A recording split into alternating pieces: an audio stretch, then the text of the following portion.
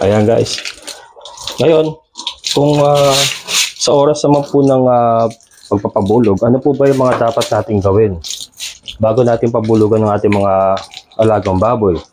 Unang-una po dyan guys ay pupurgahin niyo po sila at least 15 days before po siya pabulugan. Pupurgahin po. And then, kung kayo naman po ay may budget at talagang gusto niyo pong gastusan ng inyong mga baboy, pwede po kayo mag-inject ng vitamins B12. Ako, Norovit po ang ginagamit ko. Vitamins B12, A, D, and E plus multivitamins. So, yun po ang pwede nating ibigay sa ating mga baboy. Pero number 1 po guys, yung purga. Number 1 po yan kasi during pregnancy, ay hindi nyo na po pwedeng purgahin ng inyong baboy. Yan. So, mas maganda, bago pa lang siya pabulugan ay napurga na siya para po yung mga nutrients na nasa pagkain niya ay talagang ma-absorb po ng kanyang katawan. Ganun din po yung bulugan nyo guys ha. Kung kayo po ay may sariling bulugan, dapat po ay napupurga nyo rin po regularly yung inyong bulugan para po lagi po siyang kondisyon. Yan. So yun lang po, simple-simple guys. Hindi naman po masyadong komplikado ang pagbibreed ng baboy. Kaya nga nasabi ko, kailangan lang po natin maghintay sa tamang panahon. And then pagka oras na po ng purgahan, ng bulugan, ng pagpapabulog, ay kailangan nyo po i-kondisyon. Yan. Kukondisyon nyo po sa pamamagitan po ng pagpupurga, and then vitamins, and then syempre yung pakain po, masagana po dapat ang pakain niya at sigurado pong masustansya. Ito nga po mga baboy ko, ang kinakain lang po nito ay darak sa mais, molasses, asin at chopped madre de agua. So yun lang po, hindi po tayo gumagamit ng commercial feeds. Yun lang po kinakain nila. Ayan, doon sa mga nagtatanong pala guys, ano ba ang mga senyales na ang alaga niyong baboy naglalandi na? Una-una po yan, ang baboy niyo po ay pag diniinan nyo sa likod, ang ganyan, yan o, hindi po tumatakbo yan, steady lang siya. Pag diniinan mo sa likod na ganyan, steady lang yan. O. Ayan. Ito po kasi dalawa na to ay lipas na kanilang paglalandi. Yan. Pero pag diniinan nyo ng ganyan yan, steady lang po yan at yung kanyang buntot ay tatayo, para po siya naghihintay na siya ay sasampahan. So yun po. And then yung kanyang ari ay namamaga. At minsan po ay may lumalabas po na puting likido sa kanyang ari. So, ang paglalandi po ng baboy ay tumatagal ng 3 to 4 days. Yun po yung pinaka-peak niya. Actually, 2 to 4 days po pinaka-peak. Pero tumatagal po yan ng 2 to 4 days yung kanilang paglalandi. Minsan hanggang 5 araw po ay landi pa rin yan. Kaya lang, mas maganda pong magpabulog ng peak ang kanyang paglalandi para talagang maganda po ang pagkakabulog sa kanya, yung talagang hit na hit siya. So yun po, and another one, ang baboy nyo po ay hindi kumakain, hindi para matamlay siya. So minsan ay mapagkakamalan nyo na may sakit, pero obserbahan nyo po muna, baka po ang inyong baboy ay naglalandi lang. So yun nga po, pwede nyo diinan na kanyang likod, pwede nyo tignan na kanyang ari kung namamaga. So yun po, yung pong tatlo na yun ang pinaka basic sign ng paglalandi. Ayan.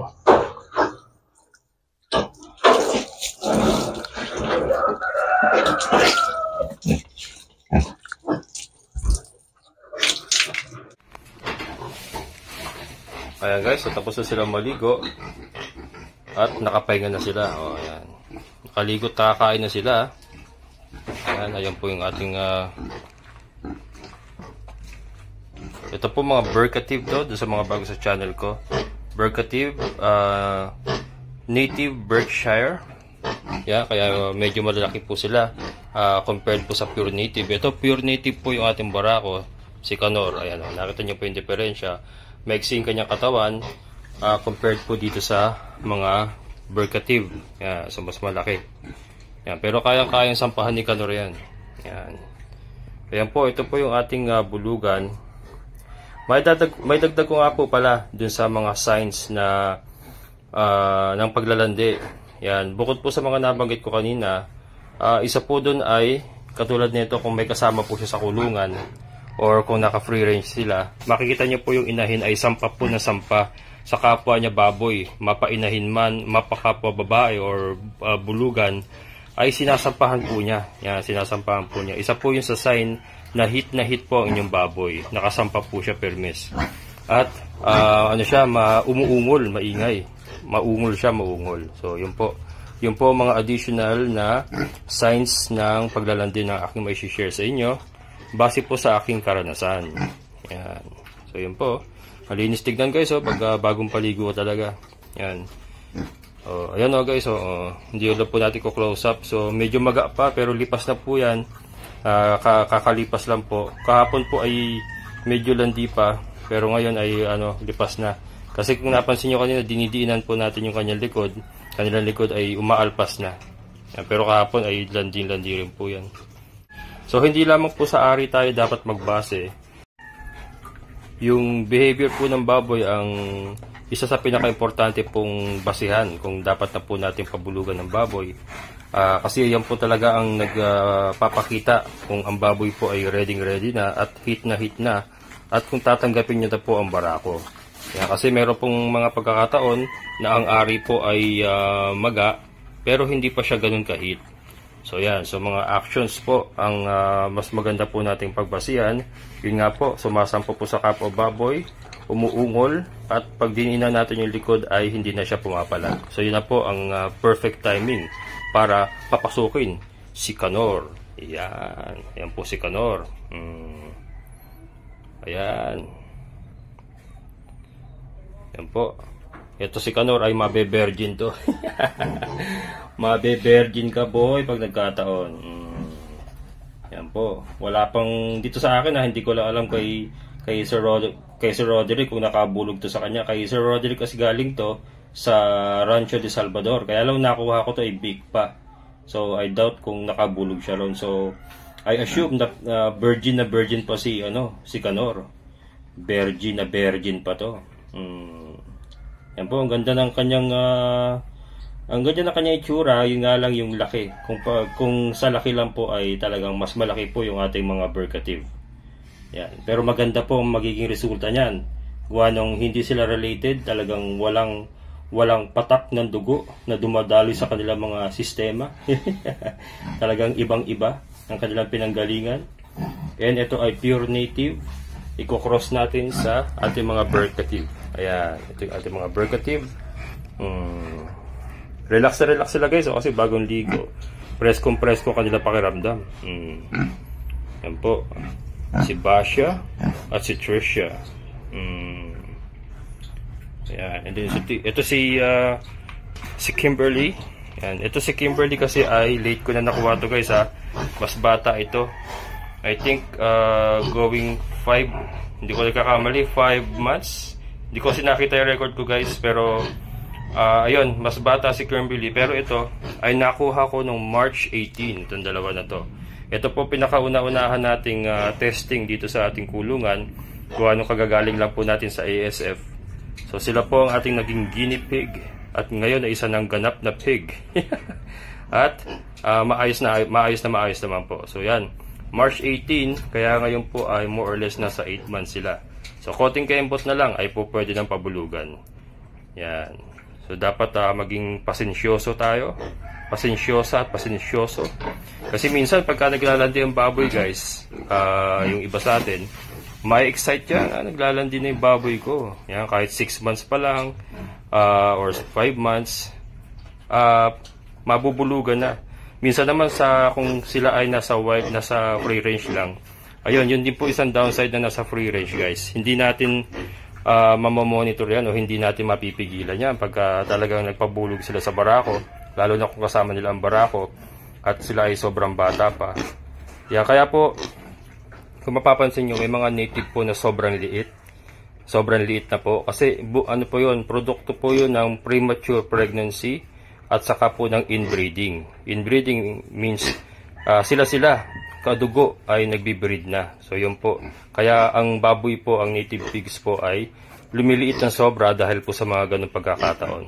Kaya importante po na nakamonitor kayo sa breeding ng iyong mga alaga, and yun nga, yung tamang panahon ng pagbi-breed ay dapat nyong i-observe.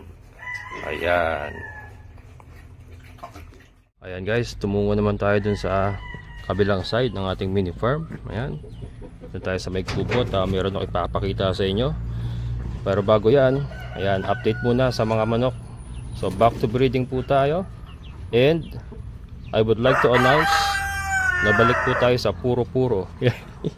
Puro-puro means hindi na po muna tayo nagko-cross ng Rhode Island Kabir. So ito, puro Kabir po ito. Pure Kabir. And ito po, yung shamo natin nakapahinga. Ayan, nakapahinga po yung shamo natin kasi grabe ang lugo, no? Oh. Ito yung isang shamo natin, guys. So walang buntot. Oh, walang buntot. So grabe ang kanyang lugo, no? And yung isa ay ganun din. And yung isa ay ganun din. Oh. So ayan, oh. Ang pangit ang balahibo, lugon. Kaya wala tayong napoproduce na shamo ngayon. Kaya lang, ito naman, meron tayong Rhode Islands. So nagbibreed na ulit tayo ng pure. Yan, nagbibreed na ulit tayo ng pure Rhode Islands. Madilim, sorry. Ayan, pure Rhode Islands. And ito po si Kenny the Roger, ang ating ginagamit na rooster. Ayan, ayan yung ating 8 hens. Yung natitira nating 8 pure Rhode Island hens. Ayan, so puro-puro kasi marami po naghahanap ng mga pure pa rin talaga, guys. Kaya nag-decide ako, balik tayo sa puro-puro. Stop muna tayo sa mga crosses. So puro-puro lang po muna tayo. Kaya siguro dun muna tayo mag-stay. Ayan, hindi na po muna tayo magko-cross. Ayun, yung mga buyer po, kung may bibili man, ito, may Kabir na tayo, may Kabir. Kung gusto niyo mag-cross, meron tayo makukuha ng pure Rhode Islands na mga sisiw. Kung babae kailangan nyo, and then may makukuha tayo ng mga Rhode Island na Kabir na po pwede nyo i-cross. So yun, nasa inyo na po yun, doon po sa mga buyer. Kung gusto nyo po ingay mo kung gusto nyo po mag-cross. Ayan, ingay mo brother nagbablog ako madilim, sorry. Yan po, Kenny the Roger. Ayan, ito naman tayo dito. Ayan, yan kasi guys, marami po nagtatanong, kamusta na daw po ba si Meng Meng. Ayan na siya, guys. Yan po si Meng Meng, fully recovered and back online. Ayan, ako nagpapasalamat talaga at nakasurvive si Meng Meng, guys. Akala ko mawawala ito. Pero ayan, nakita nyo naman, malakas na uli sila. Malakas na uli siya. Siya lang pala yung nagka-problema. Ayan. And back to normal na po siya. So ito, gaya nga po ng aking plano, yung ating pagkakalipat dito ay sila po muna ang gagamit ng area na to. Kaya ayan, yan po natin sila pinaalpas. Pero most of the time ay nandoon sila sa kanilang kulungan kasi may papag naman na sila ron.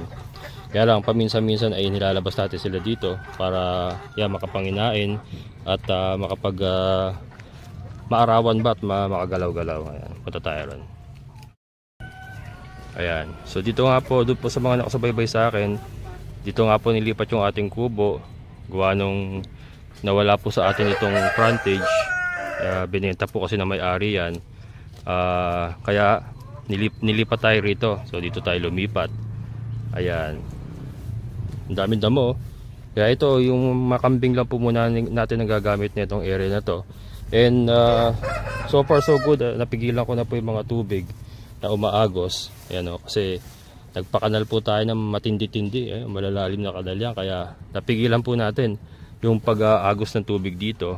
Kaya dating swampy area, ngayon ay dry land na. Dry land. Although maputik pa rin kasi tuwing gabi ay umuulan pa rin. Pero di na katulad dati ng talagang marshland. Ayan. So ito ay kasama pa doon sa area. Ayan. So hanggang doon sa dulo yan, guys. Ayan. And then yun yung ating goat house. Yung ating mini goat house. Ayan. Meron ng papag at maayos-ayos na po. Ayan. Ayan. And then yung ating kubo. Ating munting kubo. Ayan. Okay. So alright. Si Dagol ay nakatali pa rin yan, guys. Hindi ko po pwedeng pawalan niya kasi sisirain niya itong cyclone wire. Wawa sa akin niya yan. Kaya kailangan nakatali siya. Ayan. Yan, maraming salamat po doon sa mga nag-alala at nagtatanong. Napakarami pong nagko-comment kung kamusta daw ba si Mengmeng. Ito si Mengmeng. Meng! Ano, Meng? Ang dami nag-aalala sa'yo. Yan, thank you Lord at nakasurvive po si Mengmeng. Okay na po siya. Back to normal na po ang kanyang appetite. Ang kanyang galawan ay normal na. So wala na ako nakikita problema sa kanya. And the rest of the gang ay okay na rin. Ayan. So dito hindi ko na sila ilalabas talaga guys. Hindi ko na sila pababayaang ilabas doon. And hindi ko sila pababayaang maulanan. So pag tayo nakakita ng pagdidilim ng langit, automatic yan. Ipapasok agad natin sila. Kasi isa po sa nagiging problema ng kambing ay pag nauulanan. Yan, mistake ko rin yon. Kasi before ay nauulanan sila dyan sa labas. Ayan, so ngayon hindi na natin pababayaan na magkaganon. Talagang aalagaan natin na mabuti ang mga kambing natin ngayon. Ayan, si Tagulo. Okay, so alright. Meron po tayong ibang pinaplano dito sa area na to. Anyway, may 2 years pa naman tayong kontrata. So matagal-tagal pa. So hindi natin completely gagamitin ito sa mga kambing lang. So meron akong pinaplano. Negosyo guys, negosyo. I-announce ko yan sa tamang panahon. Ayan. Ayan guys, si Mengmeng oh. Meng! Lakas na kumain ng Mengmeng ko. Ano yan? Papunta. Saan punta? Ayun, okay, si Mengmeng ay fully recovered na. Oh. Nandito ka na eh. Diyan ka pa gusto mo sa loob. Talaga oh. Yun na nga. Spoiled brat ka ngayon. Spoiled brat. Ayan guys, si Mengmeng. She's back online. At ako'y nagpapasalamat talaga at naka-recover po si Mengmeng. And yung ating ibang kambing ay okay naman at wala pong nagiging problema. Yan sila oh.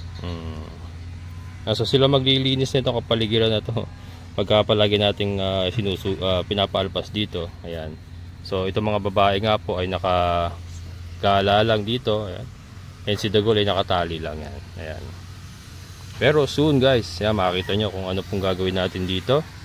Mass production ng alin. Pagma-mass production tayo ng secret. Yan, soon guys. At ipapakita natin yan. So yan pong ating update sa ating mga kambing. So yan, maraming salamat po sa lahat po ng mga solid kabokals. And sa mga silent viewers, maraming salamat po sa inyong patuloy na suporta. And sa mga bago po sa channel ko, kung nagugustuhan niyo po ating mga content, sana po yung mag-subscribe na kayo. And then click nyo lang po yung notification bell para ma-notify kayo sa mga bagong videos na upload ko. Hanggang dito na lang guys, sana po nag-enjoy kayo.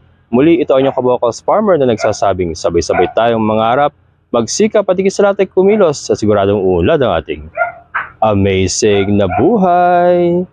Bye-bye!